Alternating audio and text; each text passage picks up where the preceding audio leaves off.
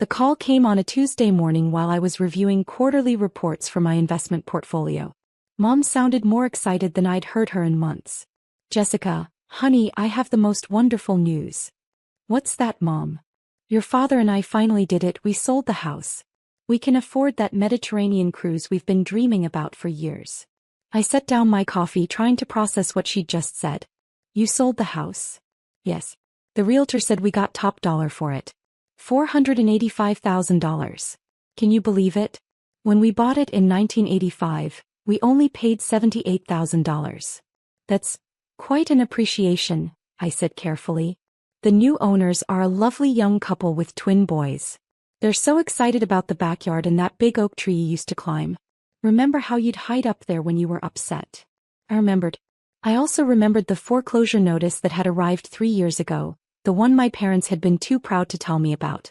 The notice that had prompted me to quietly purchase their mortgage through Meridian Holdings, one of my investment companies. "Mom, when did you list the house?" "Oh, just last week. Everything happened so fast. The realtor said it was a seller's market and we had 3 offers the first day.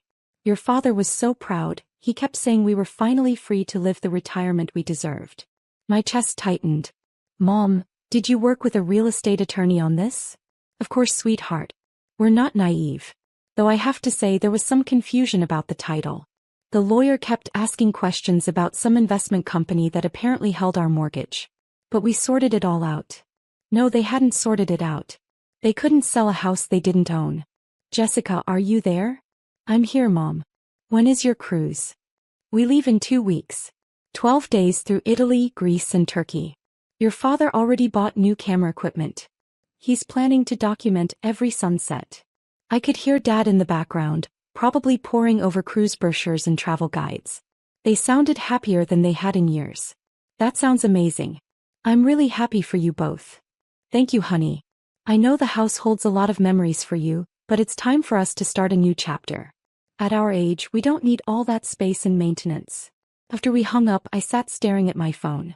My parents had just sold their house to fund a dream vacation, except they hadn't owned the house in 3 years. The buyers had put down earnest money and signed contracts for a property my parents had no legal right to transfer. This was going to be a mess. I called my attorney, Patricia Chin, who'd handled the original mortgage purchase. "Patricia, we have a problem." "What kind of problem?" "My parents just sold the house on Maple Street. The one Meridian Holdings owns." Silence. Then, "Jessica, please tell me you're joking." "I wish I were. They worked with some realtor and have buyers lined up. Apparently closing is scheduled for next week. This is a nightmare. They can't sell property they don't own.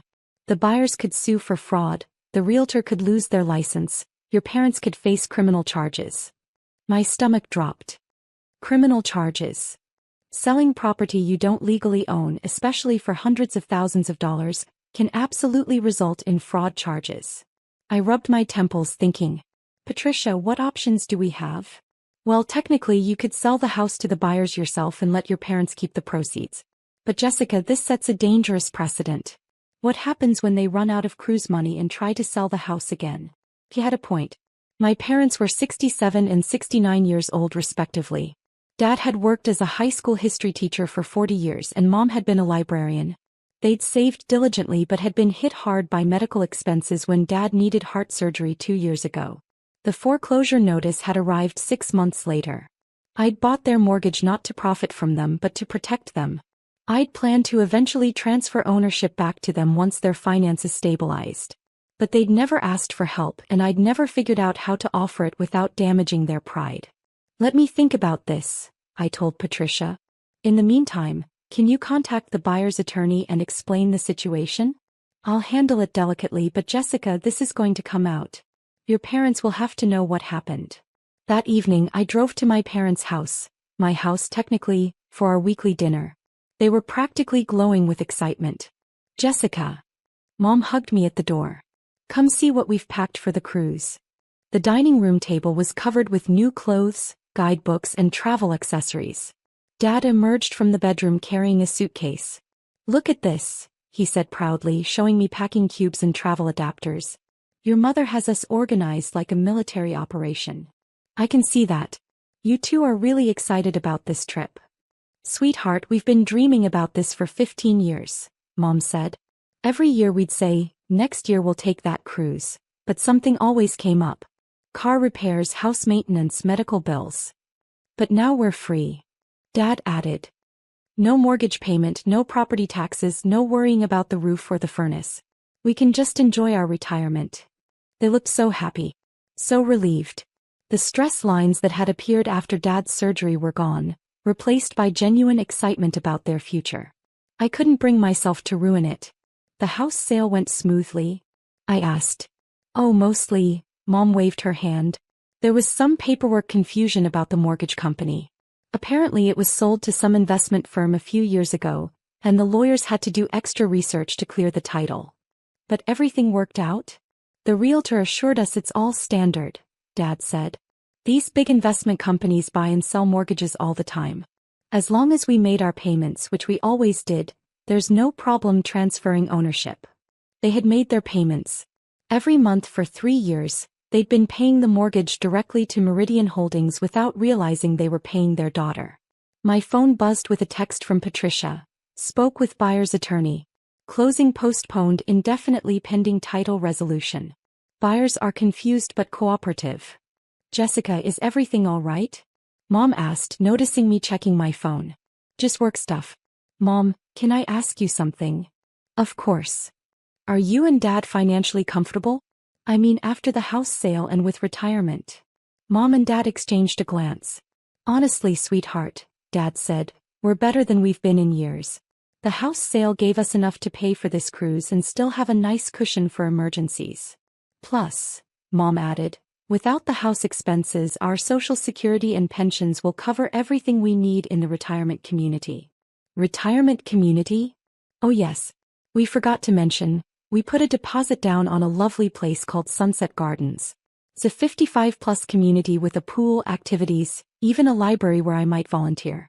We move in when we get back from our cruise. My phone buzzed again. Patricia, Jessica, we need to resolve this soon. Buyers are asking questions. That night, I lay awake trying to figure out how to handle the situation without devastating my parents.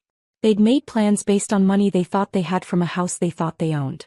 Their cruise was paid for, their retirement community deposit was made, and they were happier than I'd seen them in years. But they also couldn't legally sell property that belonged to me. The next morning I called Patricia with my decision. I want to sell the house to the original buyers at the agreed-upon price. Draw up papers transferring the $485,000 directly to my parents' account. Jessica, are you sure? That's essentially giving them $500,000. It's not giving them anything. It's letting them have what they thought they already had. But they'll never know you own the house. They'll never thank you for protecting them from foreclosure. Good. They don't need to know. Patricia was quiet for a moment. What about when they ask where the money came from? Tell them the title issues were resolved and the sale went through as planned. 2 days later, everything was arranged. The house sale proceeded, the buyers got their property and my parents got their money. Mom called me in tears of joy. Jessica, the lawyer just called. The title problems are all sorted out and the wire transfer went through. We're officially retired homeowners. That's wonderful, Mom. Your father is at the bank right now, making sure everything is properly deposited. He's like a kid on Christmas morning. I smiled despite my mixed feelings. I'm happy for you both. Honey, I have to ask, would you like anything from the house before we finish moving out? I know it's your childhood home too. Actually, Mom, there is one thing. What's that? Could I have the photo albums? The ones with all our family pictures. Of course. I was hoping you'd want those. There are some beautiful memories in there. The following week I helped them pack their remaining belongings. The house felt strange and empty, but also peaceful. The new owners had been incredibly understanding about the title delay, especially after Patricia explained it as a common issue with mortgage transfers. It's funny, Dad said as we loaded the last boxes into their car. I thought I'd be sad leaving this place. But mostly I just feel free. Free how? Free from worrying about money. Free from maintaining a house that was too big for us. Free to just enjoy each other while we're healthy enough to travel. Mom appeared from the backyard holding a small potted plant. This is a cutting from the rosebush your grandmother planted when you were born. I want to take it to the retirement community. As we stood in the driveway looking at the house one last time, Dad put his arm around Mom. "Thank you, sweetheart, for being so supportive about all this," he said to me. "I know this house means a lot to you too." "It does. But what means more to me is seeing you two happy and secure." "We are," Mom said firmly. "For the first time in years, we don't have to worry about money or house repairs or any of that stress. We can just be together and enjoy our retirement." 2 weeks later, they left for their Mediterranean cruise. I got daily texts with photos, Mom and Dad laughing over gelato in Rome, posing in front of the Parthenon, watching sunsets from the ship's deck. They looked younger, somehow lighter. While they were gone, I drove by the house occasionally. The new owners had already started making improvements: fresh paint on the shutters, new flowers in the beds Mom had tended for decades. Their twin boys played in the backyard under the same oak tree where I'd spent countless childhood hours. When my parents returned, tanned and full of stories, they settled into their retirement community with enthusiasm. Mom volunteered at the library, Dad joined a photography club, and they both took water aerobics classes. "Jessica," Mom said during one of our phone calls, "I have to tell you something." My stomach clenched. Had they figured out what really happened? "What's that, Mom?" "I feel guilty." "About what?" "About being so happy. Your father and I keep saying we should have done this years ago. We spent so much time worrying about that house, about money, about everything. We could have been enjoying life instead of just surviving it." "Mom, you don't need to feel guilty about being happy." "I know, but we wasted so much time being stressed about things that worked out fine in the end." If only she knew how fine things had worked out and why. 6 months later, I received an unexpected call from Dad. "Jessica, I need to ask you something and I want an honest answer." My heart started pounding. "Okay. Your mother and I have been talking and we realized something doesn't add up." "What do you mean?" "The house sale. We've been going over the paperwork with our financial advisor here at Sunset Gardens, and he noticed something odd about the title transfer." I stayed silent, not sure what was coming. "The investment company that owned our mortgage, Meridian Holdings. The address on the paperwork is the same as your business address." I closed my eyes. "Dad." "Jessica, did you buy our house?" There was no point in lying. "Yes." "When?" 3 years ago. When you got the foreclosure notice." Silence stretched between us. Finally, Dad spoke again, his voice thick with emotion. "You saved our house. I protected it until you could stabilize your finances. And then you let us sell it and keep all the money. You needed that money more than I needed the investment return." "Jessica." His voice broke. "Sweetheart, why didn't you tell us?" "Because you wouldn't have let me help if you'd known. But you let us think we were handling everything ourselves." "You were handling everything yourselves. You never missed a payment, you maintained the property beautifully, you made responsible decisions about your retirement. I just made sure the bank couldn't take your home while you figured it out." I could hear Mom in the background asking what was happening. "Your mother wants to talk to you," Dad said. "Jessica Marie Thompson." Mom's voice came through the phone, using my full name the way she had when I was in trouble as a child.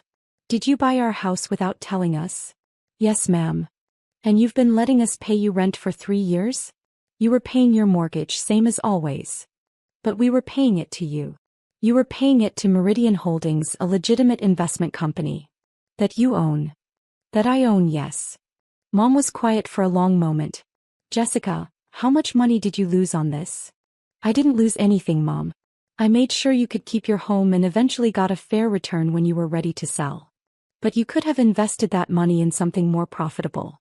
"There's no investment more profitable than my parents' happiness and security." I heard her crying softly. "Sweetheart, we had no idea. We've been so proud of handling our retirement independently, but you've been taking care of us this whole time." "Mom, you did handle it independently. You made your payments, maintained your home, planned your retirement, and made smart decisions about downsizing. I just made sure the bank didn't interfere with your plans." "But why?" Dad had taken the phone back. "Jessica, why would you do this without telling us?" "Because I love you both. Because you raised me to take care of family. And because you deserve to enjoy your retirement without worrying about losing your home." "But we could have paid you back." "With what money, Dad? You were already stretched thin with medical bills and living expenses. If I'd told you what I was doing, you would have insisted on paying me back, which would have defeated the entire purpose. But now you're out almost $500,000. Now you're secure, happy, and living the retirement you deserve. That's not a loss, Dad. That's the best investment I've ever made. Over the next few weeks, we had several long conversations about money, family, and independence. My parents struggled with accepting that they'd been helped without knowing it, but gradually they began to understand my perspective. You know what the hardest part is? Mom said during one of our calls. What? Realizing how much you've grown up. When did you become the parent and we become the children? You're not children, Mom. You're adults who hit a rough patch and needed some backup support. That's what family is for. But we taught you to be independent, to handle your own problems. You also taught me to take care of people I love. Sometimes those two lessons conflict with each other. A month later, they invited me to visit their retirement community. As we sat by the pool watching other residents play water volleyball, Dad brought up the subject again. Jessica, your mother and I have been talking with our financial advisor. Okay. We want to set up a trust fund for your future children. I laughed. Dad, I'm not even dating anyone seriously. But someday you might be. And when that day comes, we want your children to know they have grandparents who believe in taking care of family. You don't owe me anything. We don't owe you, Mom corrected. We want to give you. There's a difference. Just like there was a difference between you giving us charity and you protecting our security, Dad added. I understood then that letting them contribute to my future family was as important to them as protecting their home had been to me. Hey, I said. But only if you promise me something. What? They asked together. Promise me you'll take that Alaskan cruise next summer. I've seen the brochures on your coffee table. Mom and Dad looked at each other and smiled. Deal, Dad said. But you're coming with us. I don't need a cruise. Jessica, Mom interrupted, some gifts aren't about need. Sometimes they're just about love. As I drove home that evening, I reflected on how the situation had evolved. My parents now knew I'd protected them, but they also understood why I'd done it quietly. They were grateful but not diminished by the help. And they were already planning ways to contribute to our family's future. The house on Maple Street belonged to a new family now, but the security and happiness it had provided my parents was permanent. They'd gotten their dream retirement, their financial worries were over, and they'd learned that accepting help didn't mean losing independence. Sometimes the best gifts are the ones people never know they received. And sometimes the best investments are the ones that pay dividends in family relationships rather than bank accounts. My parents had taught me that success meant taking care of the people you love. I'd simply found a way to apply that lesson while respecting their dignity and pride. The Mediterranean cruise photos were still displayed prominently in their new apartment, but so were the pictures from their recent weekend trips and community events. They weren't just surviving on their house sale money, they were thriving with the security and freedom it had provided. And I'd learned that sometimes protecting people you love means letting them think they protected themselves.